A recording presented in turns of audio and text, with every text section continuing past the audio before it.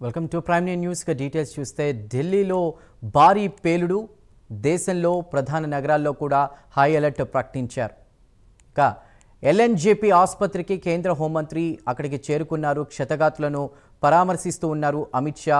ఇక కేంద్ర మంత్రి అమిత్ షాకి ప్రధాని ఫోన్ చేసి కూడా ఘటనపై ఆరా తీస్తూ ఉన్నారు. అనుమానితుడిని కూడా ప్రస్తుతం పోలీసులు అదుపులోకి తీసుకున్నారు. ఇక పేలుడికి సంబంధించి కూడా వివరాలు అడిగి తెలుసుకుంటున్నట్టు తెలుస్తోంది. అయితే ముఖ్యంగా ఈ ఘటనకి సంబంధించి చూసుకుంటే గనక సాయంత్రం 6:55 ప్రాంతంలో 52 నిమిషాల ప్రాంతంలో కూడా భారీ బ్లాస్ట్ జరిగినట్టు తెలుస్తోంది. ఈ బ్లాస్ట్ నేపథ్యంలో కూడా దాదాపు 200 మీటర్ల పరిధిలో ఉన్నటువంటి షాపులు కావచ్చు, వాహనాలు కావచ్చు దగ్ధం అయ్యాయి. ఇక అక్కడ ఎవరైతే డెలివరీ బాయ్ ఉన్నాడో ఆ డెలివరీ బాయ్ కూడా సజీవ దహనం అయ్యాడు. మృతుల సంఖ్య 8 నుంచి ప్రస్తుతం 13కు కూడా చేరుకుంది. ఢిల్లీ పేలుడు ఘటనలో మృతుల సంఖ్య పెరుగుతూ వస్తోంది. ఇప్పటి వరకు 13 మంది మృతి చెందగా పలువురికి గాయాలైనట్టు తెలుస్తోంది. కార్లలో పేలుడు చోటు చేసుకుంది. పేలుడు దాటికి 10 నుంచి 12 వాహనాలు ధ్వంసమయ్యాయి. సహాయక చర్యలు కొనసాగుతున్నాయి. అటు ఫైర్ సిబ్బంది మంటలను అయితే ఆర్పివేశారు. ఇక ఆ సమయంలో కారులో పేలుడు సంభవించడంతో కూడా ఈరోజు మార్కెట్ సోమవారం సెలవు కావడంతో కూడా అక్కడ పెద్ద భారీ ప్రమాదం అయితే తప్పింది. కానీ ఇప్పటి వరకు మనకున్న సమాచారం ప్రకారం 13 మంది ఈ ఇన్సిడెంట్లో ఈ దుర్ఘటనకి సంబంధించి కూడా మృత్యువాత పడ్డారు. 24 మంది గాయాల పాలయ్యారు. వారికి ప్రస్తుతం సహాయక చర్యలు కొనసాగుతున్నాయి. ఎర్రకోటలో పేలుడు దాటికి పలు వాహనాలకు కూడా మంటలు అంటుకున్నాయి.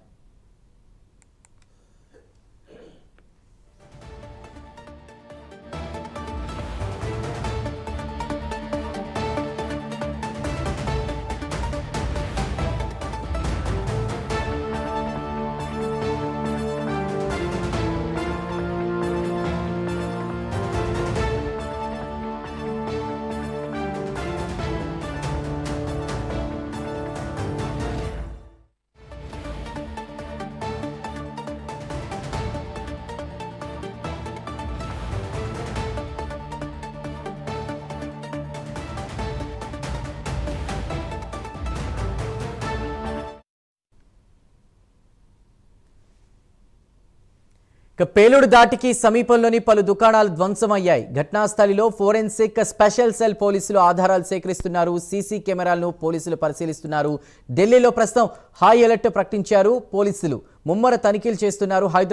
అటు ఢిల్లీతో పాటు ఇటు ప్రధాన నగరాలైన ముంబై, హైదరాబాద్లో పోలీసులు అలర్ట్ అయ్యారు. ఘటనాస్థలికి ఎన్ఐఏ, ఎన్ఎస్జీ బృందాలు చేరుకున్నాయి. గేట్ నెంబర్ 1, 4 మూసివేసిన పరిస్థితి. 2 కార్లలో పేలుడు జరిగినట్లు గుర్తించారు అధికారులు. ఘటనపై కేంద్ర మంత్రి అటు అమిత్ షా ఆరా తీశారు. ఢిల్లీ పోలీసులతో అమిత్ షా మాట్లాడారు. ఘటనపై దర్యాప్తు చేయాలని ఆదేశించారు. మరోవైపు కేంద్ర మంత్రి అమిత్ షాకు ప్రధాని మోదీ కూడా ఫోన్ చేశారు. ఘటనపై మోదీ ఆరా తీశారు. ఢిల్లీ ఘటనపై సిపి సజ్జనార్ స్పందించారు. హైదరాబాద్ వాసులంతా అప్రమత్తంగా ఉండాల్సిన సమయం అన్నారు సజ్జనార్. ఏదైనా అనుమానం ఉంటే డయల్ 100కి కాల్ చేయాలని కూడా సజ్జనార్ తెలిపారు. ఇక ఘటనకు సంబంధించి అనుమానితుడిని పోలీసులు అదుపులోకి తీసుకున్నారు. అతడి నుంచి కీలక విషయాలు రాబడుతున్నట్లు తెలుస్తోంది.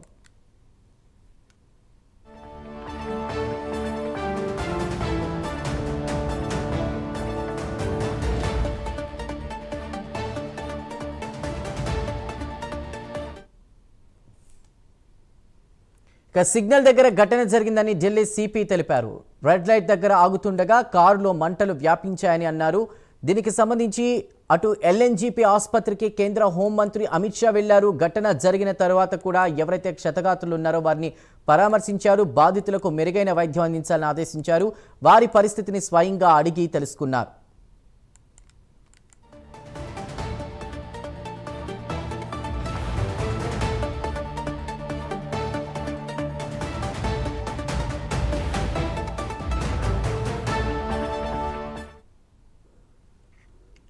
మరోవైపు పేలుడుకు కారణమైన కారు యజమానిని పోలీసులు అదుపులోకి తీసుకున్నారు. కారు మాజీ యజమాని నదీంను అదుపులోకి తీసుకుని ప్రశ్నిస్తున్నారు. తన కారును నదీం గతంలో అమ్మినట్లు వాంగ్మూలం ఇచ్చారు. ఢిల్లీ పేలుళ్లతో తెలుగు రాష్ట్రాల్లో ప్రస్తుతం అధికారులు అలర్ట్ అయ్యారు. అనుమానాస్పద వ్యక్తులు అనుమానాస్పదంగా అనిపించినా వెంటనే తమకు సమాచారం ఇవ్వాలని కోరుతున్నారు.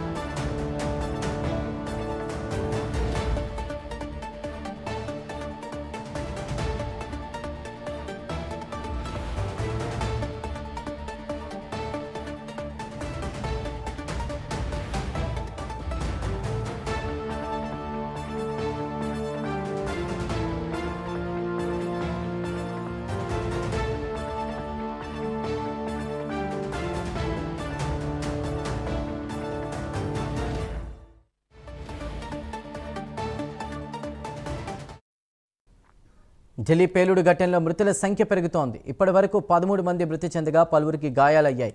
కార్లలో పేలుడు చోటు చేసుకుంది. పేలుడు ధాటికి 10 నుంచి 12 వాహనాలు ధ్వంసం అయ్యాయి. సహాయక చర్యలు కొనసాగుతున్నాయి.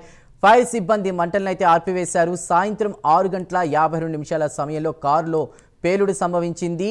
నిదానంగా కదులుతున్న కారు ఏదైతే ఉందో అక్కడికి రెడ్ లైట్ దగ్గరికి రాగానే సిగ్నల్ పడడంతో కూడా పేలుడు సంభవించింది. పేలుడు ధాటికి పలు వాహనాలకు కూడా మంటలు అంటుకున్నాయి.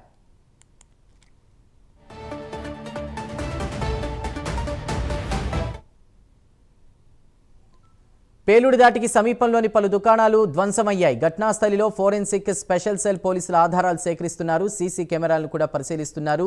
ఢిల్లీలో హై అలర్ట్ ప్రకటించారు పోలీసులు. ముమ్మర తనిఖీలు చేస్తున్నారు.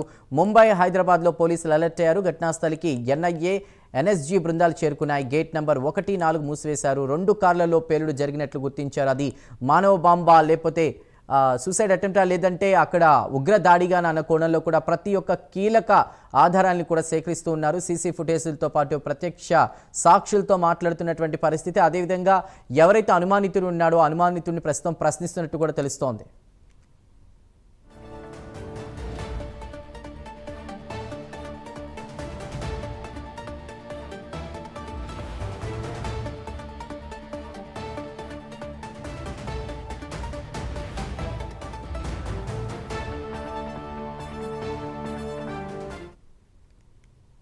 ఘటనపై కేంద్ర మంత్రి అమిత్ షా ఆరా తీశారు. ఢిల్లీలోని పోలీసులతో, ఐబీ అదేవిధంగా సిపితో కూడా ఆయన మాట్లాడడం జరిగింది. ఘటనపై దర్యాప్తు చేయాలని ఆదేశించారు.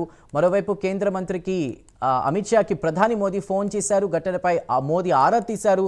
ఢిల్లీ ఘటనపై సిపి సజ్జనార్ స్పందించారు. ఢిల్లీ ఇన్సిడెంట్ని బేస్ చేసుకుని హైదరాబాద్ వాసులు కూడా జాగ్రత్తగా ఉండాలని కూడా ఆయన సూచనలు చేశారు. ఎవరికి ఏ వ్యక్తి మీద ఎలాంటి అనుమానం వచ్చినా, ఉగ్ర కదలికలున్నాయన్న అనుమానం ఉంటే గనక ఖచ్చితంగా డైలా 100కి కాల్ చేయాలని చెప్తున్నారు. ఇటు ఢిల్లీతో పాటు ప్రధాన నగరాల్లో కూడా అలర్ట్ కొనసాగుతుంది. ఎక్కడికెక్కడ తనిఖీలు చేస్తున్నారు అధికారులు. ఇక ఇప్పటికే ఘటనకు సంబంధించి అనుమానితుడిని పోలీసులు అదుపులోకి తీసుకున్నారు. అతడి నుంచి కీలక విషయాలు రాబడుతున్నట్టు తెలుస్తోంది. సిగ్నల్ దగ్గర ఘటన జరిగిందని ఢిల్లీ సిపి తెలిపారు. రెడ్ లైట్ దగ్గర ఆగుతుండగా కారులో మంటలు వ్యాపించాయని కూడా ఆయన తెలిపారు. ఇది ఇప్పటివరకున్న సమాచారం. అదేవిధంగా ఎల్ఎన్జేపీ ఆసుపత్రికి కేంద్ర హోంమంత్రి అమిత్ షా వెళ్లారు. క్షతగాత్రులకు అందుతున్నటువంటి వైద్యంపై అడిగి తెలుసుకున్నారు. మెరుగైన వైద్యం అందించాలని చెప్పారు. వారిని పరామర్శించారు. అదేవిధంగా వారి పరిస్థితిని స్వయంగా అడిగి తెలుసుకున్నారు. మరోవైపు పేలుడుకు కారణమైన కారు యజమానిని పోలీసులు అదుపులోకి తీసుకున్నారు. ఆ కారు మాజీ యజమాని నదీంను అదుపులోకి తీసుకుని ప్రశ్నిస్తున్నటువంటి పరిస్థితి. అది హర్యానాకు చెందిన కారుగా చెప్తున్నారు. ఇక తన కారును నదీం గతంలో అమ్మినట్లు వాంగ్మూలం ఇవ్వడంతో ఢిల్లీ పేలుళ్లతో తెలుగు రాష్ట్రాల్లో కూడా అధికారులు అలర్ట్ అయినటువంటి పరిస్థితి. అనుమానాస్పద వ్యక్తులు కనిపించినా, అనుమానాస్పదంగా అనిపించినా వెంటనే తమకు సమాచారం ఇవ్వాలని ఇప్పటికే అధికారులు కోరుతున్నారు.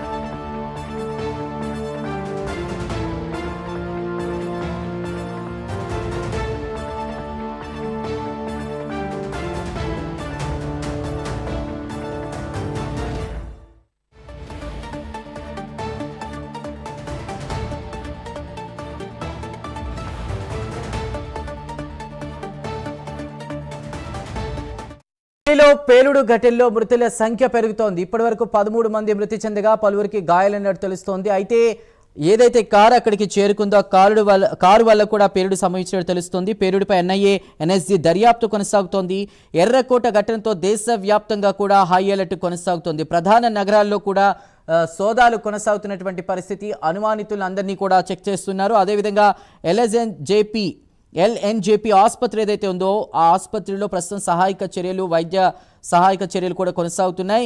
అటు ఢిల్లీ పేలుడుకు సంబంధించి మానవ బాంబు కాదు ఉగ్ర కోణంలో కూడా అధికారులు దర్యాప్తు చేస్తున్నారు. ఎందుకంటే పేలుడు దాటికి బాడీస్ కొన్ని ఛిద్రమయ్యాయి, వాహనాలు ధ్వంసమయ్యాయి, దగ్గరలో ఉన్నటువంటి పలు షాపులు ఏవైతే ఉంటాయో అవి కూడా ధ్వంసమైనటువంటి పరిస్థితి. ఆ కోణంలో ఇది ఉగ్రదాడిగా కూడా పోలీసులు అనుమానిస్తున్నారు. పట్టుబడికి ముందే కూడా దాడి చేయాలన్న పథకంలో భాగమా? ఏదైతే ఈరోజు కొంతమంది ఉగ్ర కదలిక నేపథ్యంలో అరెస్ట్ చేశారు, ఇంకా ఎవరినైనా అరెస్ట్ చేసే క్రమంలో ఒక ఇన్సిడెంట్కి ప్లాన్ చేశారా, దానిలో భాగం అన్నట్టుగా కూడా పోలీసులు చూస్తున్నటువంటి పరిస్థితి. మరోవైపు ఘటనా స్థలాన్ని అటు హోంమంత్రి అమిత్ షా పరిశీలించారు. పేలుడు జరిగిన కార్ నంబర్ చూసుకుంటే రిజిస్ట్రేషన్ HR 267674గా ఉంది. ఇది హర్యానాకి సంబంధించినటువంటి కారుగా అధికారులు గుర్తించారు. అయితే ఆ కారు మాజీ యజమాని ఎవరైతే ఉంటారో అతన్ని కూడా విచారించారు. అతను గతంలోనే అమ్మివేశానని చెప్పడంతో కూడా అనుమానితుని కొంతమందిని ఇప్పుడు విషయాలన్నీ కూడా ఎవరినైతే అనుమానితులు ఉన్నారో అతన్ని అదుపులోకి తీసుకుని ఆ వివరాలన్నీ కూడా అడిగి తెలుసుకునే ప్రయత్నం చేస్తున్నారు. రైట్, ఇక ఇన్సిడెంట్ పై మరిన్ని తాజా అప్డేట్స్ అందించడానికి మా ఎడిటర్ రాజు సిద్ధంగా ఉన్నారు. రాజు, ఇప్పుడు ట్రీట్మెంట్ అయితే కొంతమందికి కొనసాగుతోంది. ఏదైతే ఘటనా స్థలి ఉందో అక్కడ బాడీస్ చెల్లాచెదురుగా ఛిద్రమై పడి ఉన్నాయని కూడా మనం ఇంతకుముందే మాట్లాడుకున్నాం. అయితే ఆ ఘటనా స్థలికి కేంద్ర హోంమంత్రి అమిత్ షా చేరుకున్నారని, వివరాలన్నీ కూడా సేకరించారనేది తెలుస్తోంది. ఇన్సిడెంట్కి సంబంధించి ఇంకా ఏమైనా కీలక సమాచారం ఉందా? రైట్ చందు, మొత్తానికి ఢిల్లీలో ఈ పేలుడికి సంబంధించి ఎస్పెషల్ ఇప్పుడు ఒక కొత్త అప్డేట్ ఒకటి వచ్చింది. మీరు చెప్పినట్టు ఈ పేలుడి కారణమైనటువంటి కారు ఏదైతే ఉందో 267674HR అంటే హర్యానాకి సంబంధించినటువంటి కారు ఇది. సో ఈ కారుకి సంబంధించి ఆ కారును వెంటనే తెలుసుకున్నారు. I-20 కార్ ఇది, హుండాయ్ డీజిల్ వర్షన్ కార్ ఇది. సో ఈ కారుకి సంబంధించినటువంటి డీటెయిల్స్ ని సేకరించినటువంటి దర్యాప్తు బృందాలు వెంటనే ఆ కారుకి సంబంధించినటువంటి యజమాని అడ్రస్ ను పట్టుకొని వెంటనే అతన్ని అదుపులోకి తీసుకుని విచారిస్తున్నారు. ఈ కారుకి సంబంధించినటువంటి వ్యక్తి నదీం అనేటటువంటి వ్యక్తి కారుగా కూడా తెలుస్తుంది. అయితే ఈ నదీం అనేటటువంటి వ్యక్తి గత కొద్ది రోజుల క్రితం సల్మాన్ అనేటటువంటి ఒక వ్యక్తికి అమ్మాడు. ఓక్లా అనేటటువంటి ప్రాంతానికి చెందినటువంటి వ్యక్తి ఈ సల్మాన్. సో సల్మాన్ అనేటువంటి వ్యక్తికి అమ్మానని చెప్పేసి నదీం చెబుతూ ఉన్నటువంటి నేపథ్యంలో అసలు ఎవరి సల్మాన్ అనేటటువంటి కోణంలో ప్రస్తుతానికి పోలీసులు కూడా విచారిస్తున్నారు. అంటే ఒక రకంగా చెప్పాలి అంటే ఇప్పుడు జరిగినటువంటి పేలుళ్ళు ఏవైతే ఉన్నాయో ఇవి ఒక రకంగా సవాలుగా మారుతూ ఉన్నాయి. అంటే వాస్తవంగా ఏదైనా ఘటన జరిగిన వెంటనే కూడా ఆ కారణం ఏంటి అనేది వెంటనే దర్యాప్తు బృందాలు బయట పెడుతూ ఉంటాయి సాధారణంగా. కానీ ఇక్కడ అనేక రకాలైనటువంటి చిక్కుముళ్ళు ఉన్నటువంటి పరిస్థితి ఈ కేసులో. ఎందుకంటే ఇది పేలుడు అంటే ఒక చోట ఏదైనా పేలుడు పదార్థాలు పెట్టి కాల్చడమో లేకపోతే ప్రమాదం జరిగితే ఉండేటటువంటి అంశాలు ఇవన్నీ కాదు. మొత్తం కూడా అనుమానాస్పదంగా ఉన్నటువంటి పరిస్థితి నేపథ్యం. అంటే కదులుతున్నటువంటి కారులో పేలడం, సో పేలుడినటువంటి నేపథ్యంలో అది తీవ్రత ఎక్కువగా ఉండడం, ఆ ధాటికి చాలా మంది చనిపోవడం.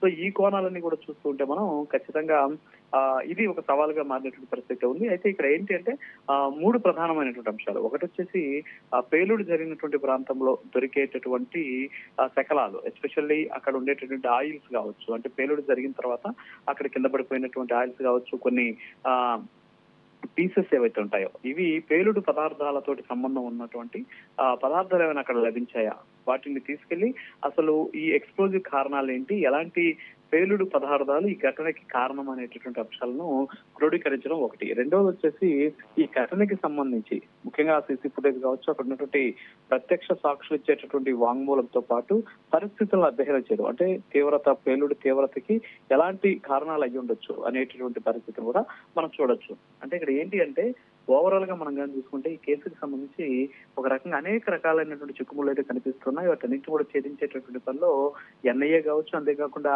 యాంటీ ఏదైతే ఈ ఇక్కడ ఉన్నటువంటి ఉగ్రవాద కార్యకలాపాలని చూసేటటువంటి టీమ్స్ అన్ని కూడా ప్రస్తుతానికి దీని మీద డిప్లాయ్ అయినటువంటి పరిస్థితి ఉంది. మరోపక్క ఈ ఘటన జరుగుతుందండి అంటే దాదాపుగా కూడా ఒక 10-15 రోజులు కూడా భారతదేశంలో ఒక డిస్టర్బెన్స్ క్రియేట్ అవుతుంది. ఎందుకంటే అనేక చోట్ల టెర్రరిస్టులు అలాగే ఉగ్రవాద అనుమానితులు, ఉగ్రవాద సానుభూతి పరులని అరెస్ట్ చేస్తూ ఉండడం. ఇవాళ ఫరీదాబాద్ ప్రాంతంలో కూడా భారీ ఎత్తున ఈ పేలుడు పదార్థాలను స్వాధీనం చేసుకోవడం, ఇవన్నీ కూడా ఈ ఘటనకి లింక్ చేసి చూసేటటువంటి కోణాలు కూడా కనిపిస్తున్నాయి. ఎందుకంటే ఇప్పుడు ఎవరైతే ఈ కారు యజమాని ఉన్నాడో, సో ఈ కారు యజమాని కూడా హర్యానా అంటే ఇంకా ఫరీదాబాద్ దగ్గర సమీపంలో ఉండేటువంటి ప్రాంతం ఓఖ్లా అనేటువంటి ప్రాంతం కూడా అక్కడే ఉంటుంది. కాబట్టి ఈ ఫరీదాబాద్ కి ఈ ఘటనకి ఉన్నటువంటి లిక్కేటి, ఫరీదాబాద్ లో ఆల్రెడీ పేలుడు పదార్థాలను స్వాధీనం చేసుకున్నారు. అక్కడ ఒక ఉగ్రవాదిని అరెస్ట్ చేసినటువంటి నేపథ్యంలో అతను ఇప్పటికే గుజరాత్ కి సంబంధించినటువంటి ATS అంటే యాంటీ టెర్రరిజం స్క్వాడ్ కి సంబంధించినటువంటి వారి అదుపులో ఉన్నటువంటి నేపథ్యంలో అతన్ని కూడా విచారించేటటువంటి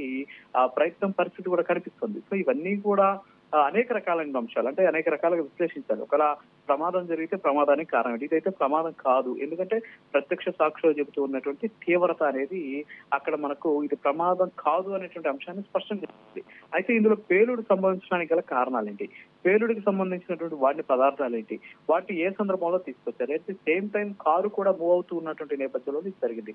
ఒకవేళ ఏదైనా దాంట్లో టైమర్ ని అమర్చారా, అంటే సూసైడ్ బాంబ్ లాంటివి, ఎవరైనా దీని మీద సూసైడ్ బాంబర్స్ ఎవరైనా దీనికి ఇలా ఉన్నారా, లేకపోతే కారులో ముగ్గురు అనుమానితులు ఉన్నారు అని చెప్పేసి స్థానికులు చూద్దామని కూడా చెబుతూ ఉన్నటువంటి పరిస్థితి. సో ఆత్మాహుతికి ఏమన్నా వాళ్ళు పాల్పడ్డారా, ఈ కోణంలో కూడా ఆలోచించాల్సినటువంటి పరిస్థితి. మరోపక్క ఈ కదులుతున్న కారులో పేలడం అనేది ఇక్కడ మెయిన్ ఇంపార్టెంట్. ఎందుకంటే కదులుతున్న కారులో పేలింది అంటే ఒకవేళ వాళ్ళు ఏమైనా సరే, అంటే మనం జరిగినటువంటి సంఘటన ఒకసారి క్రోడీకరించి కానీ చూసుకున్నట్లయితే ఒక ట్రాఫిక్ సిగ్నల్ దగ్గర ఆగి మళ్ళీ మూవ్ అవుతున్నటువంటి సందర్భంలో ఇది పేలిందని చెప్పేసి చెబుతూ ఉన్నారు. అది కూడా వెనక వైపు ఎక్కువగా పేలింది. అంటే వెనక ఏదైతే మనకు కారుకి డిక్కీ ఉంటుందో ఆ ప్రాంతంలోనే తొలుత పేలుడు తీవ్రత పెరిగిందని చెప్పేసి సమీపంలో ఉన్నటువంటి వాళ్ళు కొంతమంది చెబుతూ ఉన్నారు.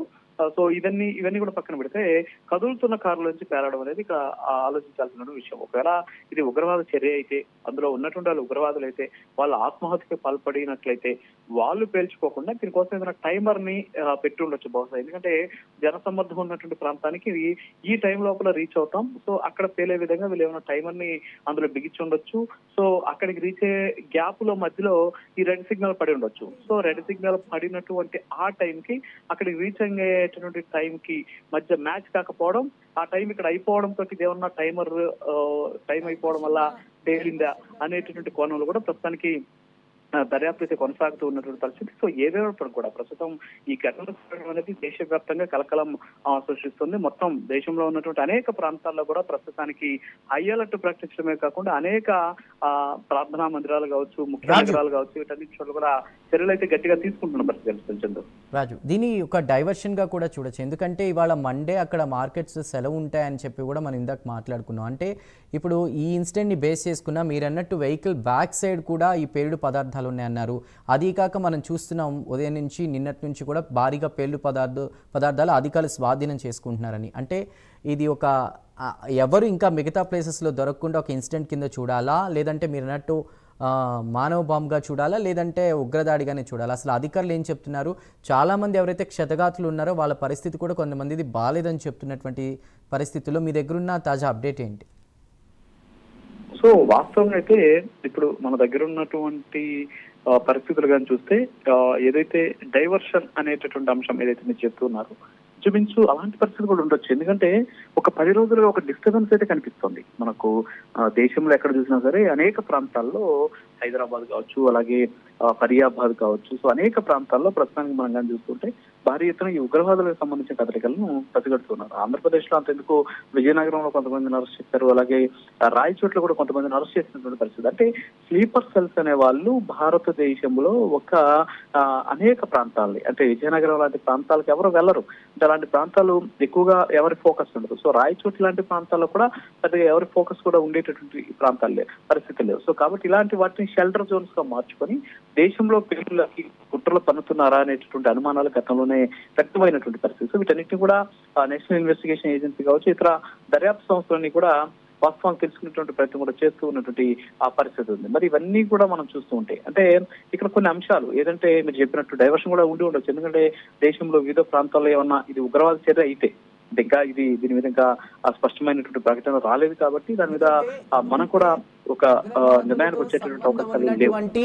ఇద్దరు డాక్టర్ని ఒక పక్కన అరెస్ట్ చేశారు. ఆ ఇన్సిడెంట్ గురించి మనం మాట్లాడుతూ ఉండగానే ఇవాళ ఈవినింగ్ అంటే 6:55 ఆ ప్రాంతంలో కూడా ఇన్సిడెంట్ జరగడం, అంటే దీన్ని బేరీజ్ వేసుకోవచ్చా? ఇలా జరిగింది, ఇక్కడ అరెస్ట్ జరగగానే ఇక్కడ కొద్దిసేపటి తర్వాత బాంబ్ బ్లాస్ట్ జరిగింది, ఆ కోణంలో చూడొచ్చా? ఖచ్చితంగా. ఎందుకంటే ఇక్కడ మనం కానీ చూసుకున్నట్లయితే ఈ కేసుకు సంబంధించి అదే మొదటి నుంచి కూడా ఉదయం నుంచి 2 రోజులుగా దాదాపు 10 రోజులు ఒక డిస్టర్బెన్స్ అయితే ఉంది చంద్రు. ఎందుకంటే మీరు చెప్పినట్టు హైదరాబాద్ లో ఒక డాక్టర్ ని అరెస్ట్ చేశారు.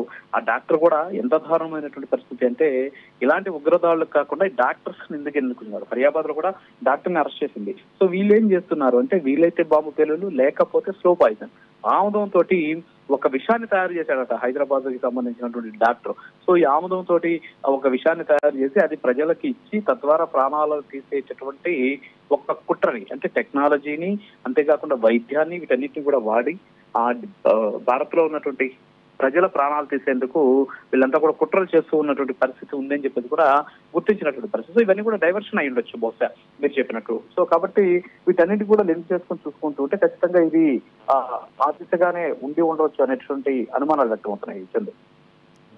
Thank you for the updates.